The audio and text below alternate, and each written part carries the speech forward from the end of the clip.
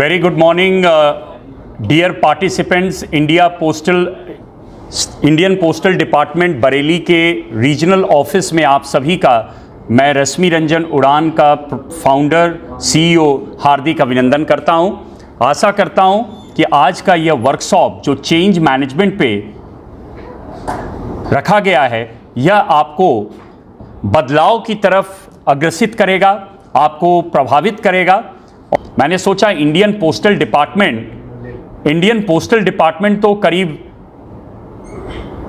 150 सालों से ऊपर हो चुका है, अब तो 200 साल के आसपास 1854 में शुरू हुआ और इतनी पुरानी संस्था को बदलाव की ज़रूरत है। तो जैसा मैं बता रहा था कि ये आपके माननीय पीएमजी साहब की ही इनिशिएटिव थी, आइडियाज़ था कि चेंज मैनेजमेंट पोस्टल डिपार्टमेंट में इंट्रोड्यूस हुआ और इसका अनुसरण कई और विभागों ने किया। इतने अंतराल के बाद अब ये कार्यक्रम वापस शुरू हो रहा है बरेली से। एक शानदार कार्यक्रम का आगाज़ है ये।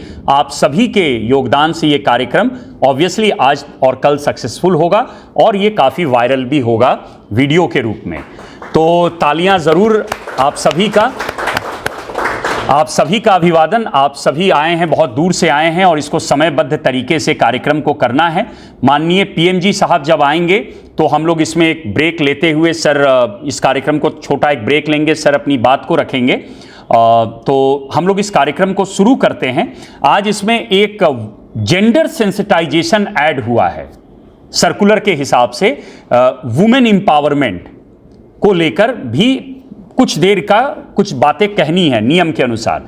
तो आज मैं वुमेन एम्पावरमेंट पर भी 15-20 मिनट का एक सेशन जरूर लूंगा, क्योंकि एक जेंडर सेंसिटाइजेशन को लेकर अवेयरनेस क्रिएट करना बहुत जरूरी है। ठीक है, तो आप लोग सभी देख पा रहे हैं, आप स्लाइड सबकी नजर उधर हो और इंपॉर्टेंट अगर कोई बात आपको लगे मैं बीच बीच में सवाल करूंगा। ठीक है, तो उड़ान मिरेकल ऑफ फ्लाइट, उड़ान का उद्देश्य है change management, change with in people, process and system. इंसान, तरीका और तकनीक में बदलाव लाने का यह मुहिम है देश का सबसे पहला real time change management program, जिसके 191वें सेशन में आपका स्वागत है।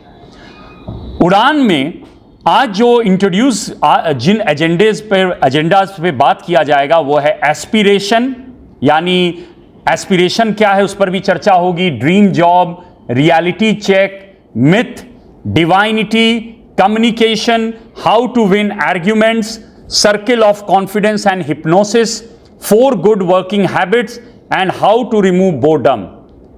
ठीक है, ये तालियां तो पहले इनके लिए भी होनी चाहिए। टीम स्पिरिट की भावना तभी बढ़ सकती है ऑर्गेनाइजेशन में जब एक 4th ग्रेड स्टाफ या जो सबसे लोएस्ट स्टाफ है उसको भी आप इनकरेज करें और जो आपके एचआर डिपार्टमेंट के लोग हैं उनको भी आप इनकरेज करें कि वे आपके लिए बेहतर पॉलिसीज बनाने में मदद कर सकें। ठीक है सर, क्योंकि कई बार एचआर बैकएंड में रह जाते हैं। ये एचआर डिपार्टमेंट हुआ आपकी सरकारी संस्था का। तो ग्रेट सर, एक फॉर्मल इंट्रोडक्शन शुरू करें क्या? जी, तो सर शुरुआत आपसे करते हैं। आप बैठ कर ही, वहां माइक है उसको ऑन करके ही। हाँ हाँ, अरुण वर्मा, ESP हेडक्वार्टर। बस शुभकामनाएं सर इस कार्यक्रम को अच्छे से अटेंड करने के लिए और सीखने के लिए। अभिवादन जी। मैं Suresh Kumar, ESP central service. हाँ सर।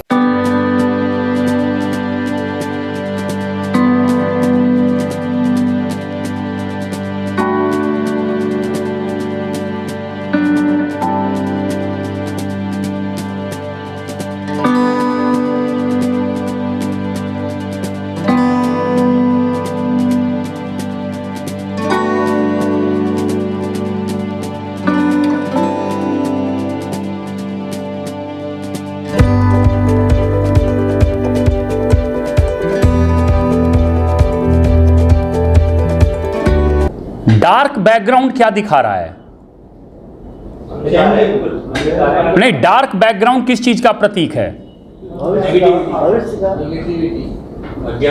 अज्ञानता, अंधकार, भ्रष्टाचार, व्यभिचार, कुविचार, ये जितने भी विचार वाली बात है जो संस्था के अंदर, संस्था के बाहर, आपसी रिश्तों में, वो अंधकार डिनोट करता है।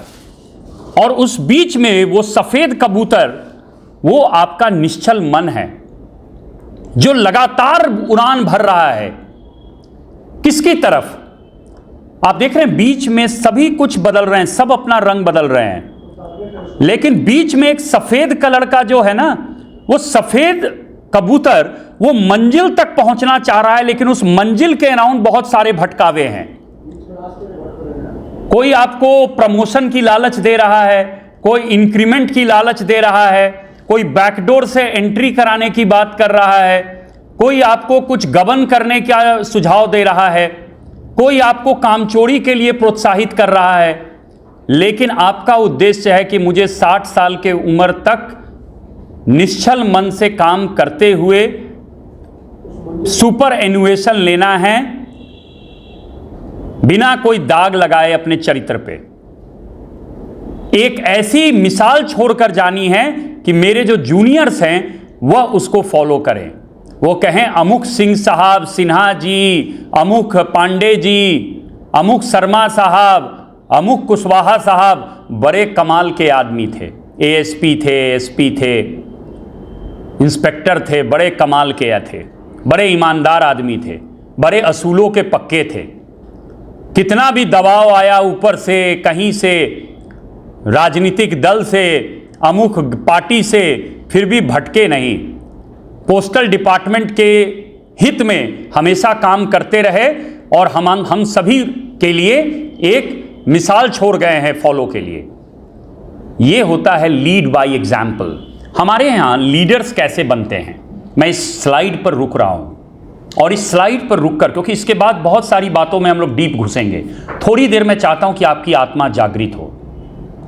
हमारे यहाँ नेता कैसे बनते हैं, कोई आइडिया? नेता कैसे बनता है भारत में? मैं बाकी देशों की बात नहीं कर रहा हूं, हमारे देश में नेता बनने की प्रक्रिया को कृपया समझाएं। किसी ने उसकी मदद की थी। मैं यहां इसलिए रुक रहा हूं, बदलाव की जितनी भी बातें मैं बताऊंगा, जो भी मॉडल्स बताऊंगा, जो भी केस स्टडीज दिखाऊंगा, वो तब तक आपको फायदा नहीं करेगा जब तक आपकी अंतरात्मा बदलाव को एक्सेप्ट ना करे कि मैं बदलना चाहता हूं। Who wants a change except a newborn baby? एक नवजात बच्चे के अलावा रोकर कौन बोलता है कि आओ मेरी गंदगी साफ करो? कौन कहता है कि मैं बदल कर प्रमोशन चाहता हूं, मुझे बदलो तब मुझे प्रमोशन दो? नहीं जनाब, हम जैसे हैं वैसे ही ठीक है, उसी में हमें तरक्की चाहिए, पैसा चाहिए, इज्जत चाहिए, सम्मान चाहिए। बट एक बात याद रखिएगा, respect is never demanded, it is commanded. इज्जत भीख में नहीं मिलेगी, होगी तभी मिलेगी, कमाया होगा तभी मिलेगी। आप कहते नहीं मेरा पूरा डिपार्टमेंट सुनता है, वो क्या आपकी इज्जत करते हैं इसलिए सुनते हैं, या आपसे डरते हैं, आपके पोजीशन से डरते हैं इसीलिए आपके सामने वो शिष्टाचार का नाटक कर रहे हैं? आप कभी किसी के टेबल तक गए हैं? कभी उनके प्रॉब्लम्स को देखा है, ऑब्जर्व किया है? क्या उनकी कुर्सियां पहले ठीक करवाई हैं, जो कुर्सियां टूटी हुई थी? क्या आपने उनको प्रॉपर कुर्सियां दी कि कम से कम बैठने में तो इनको दिक्कत ना हो, बाद में अपनी कुर्सी संभालते रहेंगे? कुर्सी संभालने का लिटरल मीनिंग ये नहीं होना चाहिए कि कुर्सी के सब कुछ पेच ढीले हो गए और उसको वो संभाल कर बैठा हुआ है। वो प्रॉपरली उनको आपने कुर्सियां तो दी जिससे कि वो काम कर सकें, 8 घंटे बैठ सकें, उनको स्पाइनल कॉर्ड में कोई दिक्कत ना हो जाए। ये सब छोटी छोटी बातें हैं। क्या उनके पास लिखने के लिए कलम है? क्योंकि मैं काफ़ी क्लोजली गवर्नमेंट में काम करता हूं, मैंने प्रॉब्लम्स को बहुत क्लोजली ऑब्जर्व किया है। मेरे फादर भी गवर्नमेंट एम्प्लॉय थे, रिटायर हुए, तो मैंने देखा है, मैंने उनसे सुना है कि जो समस्याएं होती हैं। फिर तो मैं भी 10-20 कंपनियों में काम कर रहा हूं गवर्नमेंट के लिए, तो मैं देखता हूं कलम तक के लिए अगले के टेबल पर जाके, यार आपके पास लाल कलम है, कलम को रस्सी से बांध कर रखते हैं। ये हालत है गवर्नमेंट में, जहां इतनी इनसिक्योरिटी हो, असुरक्षा हो एक कलम को लेकर, वहां आप सिस्टम को कैसे सुरक्षित रह सकते हैं, नियम कानून प्रोसेस को कैसे सुरक्षित रह सकते हैं? आपका मन निश्चल नहीं है, आपको डर है कल मैंने कलम लिया था, कोई आज मेरा कलम ना ले ले। तो मैंने सुना है लोगों को, लिटरली मैं उन बिंदुओं से शुरू कर रहा हूं जो बेसिक बातें हैं जो आप सभी लोग सुनते और देखते हैं रोज अपने ऑफिस में, अपने टेबल पर। बड़ी बड़ी बातें अमेरिका लंदन की मैं थोड़ी देर बाद करूंगा।